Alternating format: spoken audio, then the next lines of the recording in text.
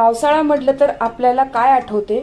गरमागरम कांदा भजी आणि वाफाळलेला आल्याचा मस्त गरमागरम चहा. हे ऐकूनच सर्वांच्याच तोंडाला पाणी सुटते.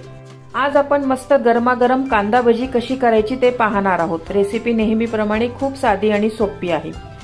पावसाळा आला तर सर्वांनाच कांदा भजी व आल्याचा मसाले चहाची आठवण येते. पावसाळ्यात कांदा भजी व चहा पिण्याचीच मजा काही और आहे.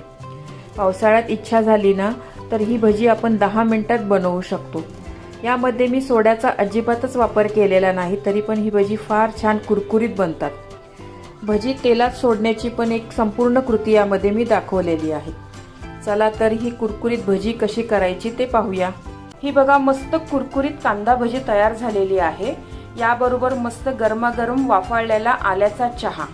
या पावसाळ्यात माझ्या या पद्धतीने तुम्ही कांदा भजी करून बघा, तुम्हाला नक्की आवडेल.